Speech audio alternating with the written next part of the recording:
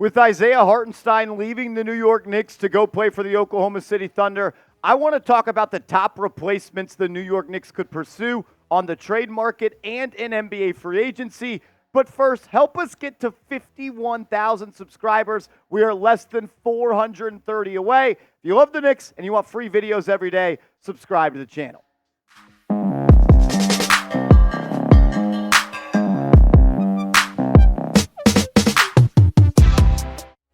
Welcome into New York Knicks Now by Chat Sports. I am your host, Marshall Green, and on today's show, we break down some tiers of Isaiah Hartenstein replacements. As we know, the New York Knicks can only use that taxpayer mid-level exception of $5.2 million to go out there and sign a free agent, and there's just not that many players left as free agent centers are flying off the board. So we'll talk free agents, and we will also talk some trade targets. Tier 1 replacements, though. Most of these players are going to be trade targets because there's no Tier 1 centers out there in free agency. We've already seen most of those players come off the board. Let's focus, though, first on an internal option, and that is Mitchell Robinson. And yesterday, Twitter went crazy with one of my tweets saying pretty much I don't trust Mitchell Robinson to be the center. I said I would package Mitchell Robinson and Deuce McBride. Some people did not like that. Look, if Robinson is healthy, if you can guarantee me that Robinson is going to play 65 games this year and he's going to be available for the playoffs,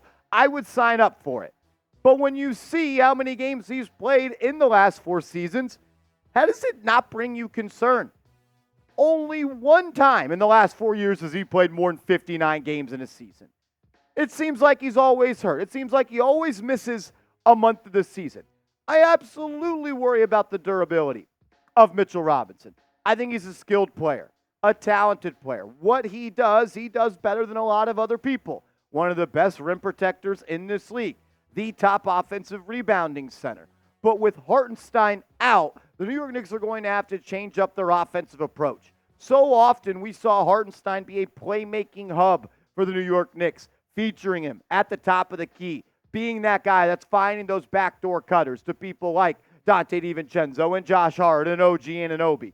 And to be quite frank with you, they're going to have to change their approach of how they go about being an efficient offense. Things change with Mikal Bridges in the fold, but you don't have a center that can move the ball and create quality looks for others. Robinson is what he is, a defensive-minded, rebounding center who is extremely limited on offense. And could the addition of Bridges alongside Brunson and Randall and DiVincenzo and Hart and so on and so forth be enough to make up for that and mask it a little bit? I think it can, but if you're going to beat the Boston Celtics, you need 5 people on the floor that can defend on the perimeter. The Boston Celtics made Derek Lively unplayable in the NBA Finals. The Boston Celtics made Daniel Gafford unplayable in the Finals.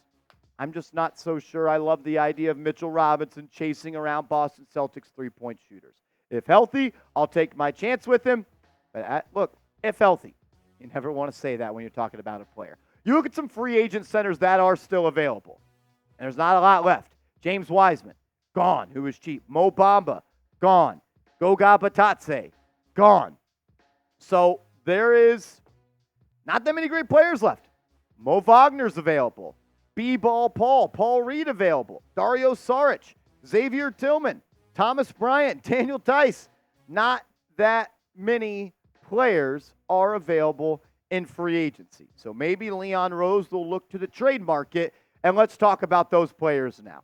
Wendell Carter, I would say the very versatile big for the Orlando Magic, is a player I am extremely interested in. He's not Isaiah Hartenstein, but man, he gives you a player and he gives you a skill set that you just don't have at the center spot right now. Not someone that is extremely durable, but he hasn't played less than 54 games in a season in the last 4 years. He's also someone that has improved on his outside shot over the last 4 years, attempting almost 3 threes a night, and that this year knocked it down at 37%. Last year, 35%. And what I love to see is the growth from 29 to 32 to 35 to 37.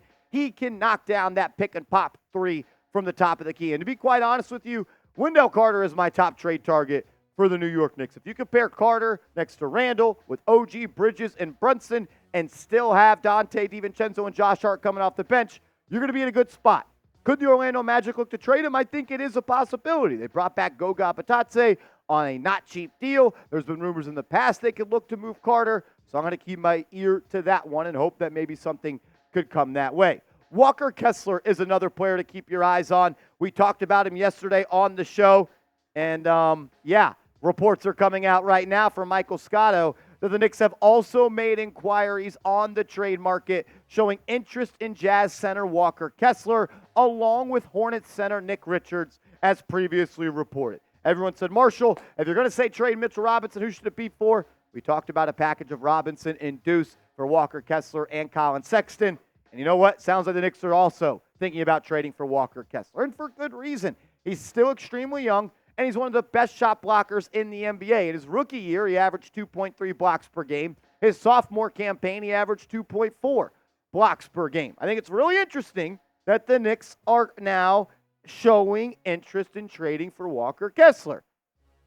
And you know what? The only way you're going to be able to get it done is if you give up Deuce McBride. They both are on relatively cheap contracts. You got to almost match the money perfectly. And then maybe you make this trade, and then you try to go find a point guard somewhere else, or you sign Kyle Lowry. I'll tell you what I think the Knicks should do coming up in a second. But would you make this trade? Would you trade Deuce McBride for Walker Kessler? Type A for accept, type D for decline. I want to hear from all the real ones in the comment section. Another player that could be on the trade block is Brook Lopez of the Milwaukee Bucks. There was reports that Doc Rivers wanted to shake up the makeup of this basketball team as Giannis and Dame are at the forefront of that operation. Maybe that means Brook Lopez is out, Bobby Portis is out. I think Milwaukee is going to make some moves. And overall, like on paper, Brook Lopez is still a really good player.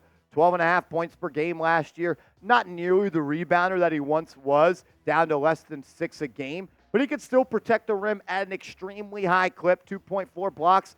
And he has become a knockdown shooter from 3. You get a guy that can protect the rim, legit size at 7 foot, and 36% from 3.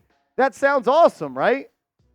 But it's 2024, and 2025 is less than 6 months away. If this was 4 years ago, I'd be all in trading for Brook Lopez. But I believe Brook Lopez is someone that doesn't have that much time left in his NBA career. I think the best days for him are behind him. And he is 36 years old. So for that reason, I am uninterested in trading for Brook Lopez. 36 years old. I want someone that can continue to develop and get better under Tom Thibodeau. We've got more players to talk about, but I want you to weigh in. Who is your top replacement for Isaiah Hartenstein? Not that many great ones out there. Stinks. It really does stink. But got to move on, and you got to keep it pushing. Give me a player you want to see coming to the New York Knicks and play the center spot.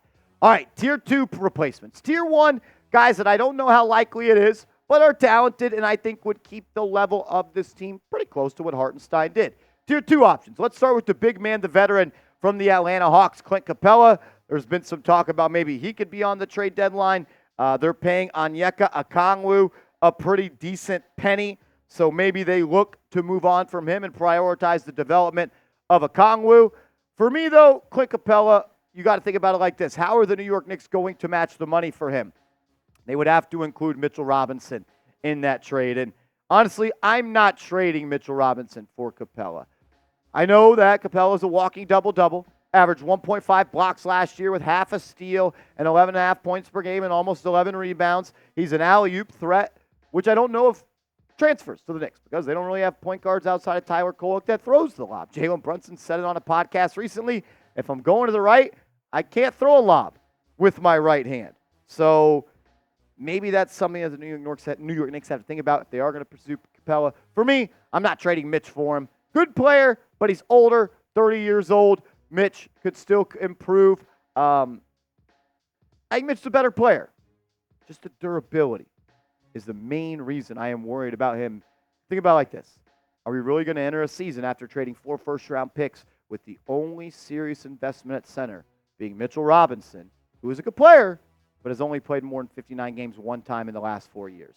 That seems pretty damn risky to me. Isaiah Stewart, the New York native, another player I want to spend some time talking about, and he's someone that could stretch the floor. He has become a nice three-point shooter at that big man spot. Knocked it down at a 38% clip last year. It's the height for me, though. That's kind of the holdup. Only 6'8". not the best rim protector in the world. I say he's below average at that, and it just makes you a much smaller team. And I'm not so sure that you want Isaiah Stewart being your starting center, as you still have to go up against some centers in the East like Joel Embiid, who Robinson has showed he could do a pretty good job on. And it would be tough to match the salaries as well, and that's something I think all Knicks fans should keep in mind. Look, the only people that they're going to trade at this point on this roster, in my opinion, are Mitchell Robinson, Deuce McBride, and a small chance at Julius Randle. So you got $29 million from Randle, you got $14 million from Mitch, and $4 million from Deuce. So you have to find a way to match salary almost perfectly to get a deal done. I'm not sure how you do that with Stewart or Capela or maybe even Kevon Looney, who's the next player we're going to talk about, who makes $8 million per year, and he had his contract picked up by the Golden State Warriors. Maybe the Warriors look to move on from Loonbug, and you could add Robinson to that, and you get another player with Looney as well from Golden State. And honestly, Looney was one of my top replacements for Isaiah Hartenstein, as there was word that the Warriors were not going to pick up his contract. One of the best rebounding bigs in the league. He's an NBA champion. He's been there. He's done that. He could protect the rim. He could switch on screens. He makes the Knicks defense, I think, a little bit more versatile as to where Robinson's more of a paint threat. Looney could switch on to some guys on the perimeter. I'm just not sure how the Knicks would make the money work. $8 million coming from Looney. Are you giving up Robinson for Looney? Can you get Looney and someone else from the Golden State Warriors? The Dubs have been looking for a natural big man for a long time. Could that be Robinson?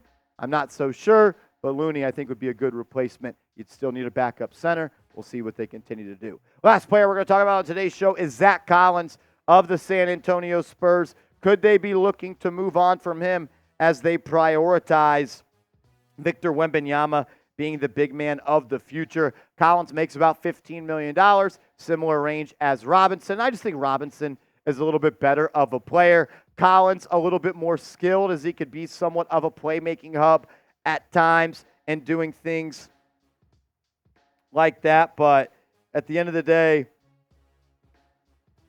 I just don't see how the New York Knicks would trade Robinson for Collins. So for that reason, I am out on that. Quickly to recap some of the trade targets. Look, Robinson, he's your guy. He's the one you're going to be promoting to that starting lineup. I'm expecting a lot out of him. I think the talent's there for this team to be successful if he is the starting center. I think the ceiling for this team gets lowered, but he's got to be healthy, and that's what I'm worried about. Wendell Carter, my top trade target. The Knicks are supposedly are in negotiations with the Utah Jazz for Walker Kessler, Brook Lopez, Clint Capela, Isaiah Stewart, Kevon Looney, and Zach Collins. The facts are the facts. There ain't that many great options out there. Maybe they could look to tweak that Mikal Bridges trade package, as that deal has not been made official. Knicks probably still trying to find a way to not hard cap themselves at that first apron. Could they find a way to get Day'Ron Sharpe back from the Brooklyn Nets? That is something I would keep my eye on. Overall, this is what I would do. I would re-sign Precious Achiuwa. I think he has earned a roster spot on this team. What he did for this ball club last year cannot be praised enough. Then I am looking to package or seeing what the offers are out there and a deal for Mitch and McBride. Then I am signing veteran point guard Kyle Lowry to be my backup point guard. I love Deuce McBride. But my question to you is this. If Dante DiVincenzo is your first guard off the bench for the foreseeable future, as he is going to be due to the contract, how much playing time is Deuce McBride actually going to have? Because Bridges, Brunson are going to play 35-plus minutes. DiVincenzo is going to be close to 25. Is Deuce McBride now down to 15 minutes? That seems like you could trade that player. I love Deuce, love the contract. I know people are going to cry, Marshall, you hate Deuce. Got to spend money to make money. Can't be scared.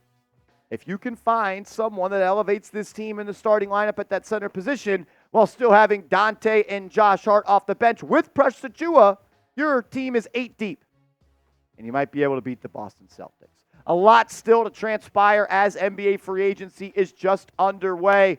If you enjoyed today's video, subscribe to the channel and help us get to 51,000 subscribers. I would greatly appreciate it. And if you haven't yet, give me a follow over on social media, Twitter, IG, @MarshallGreen_, and let's go Knicks.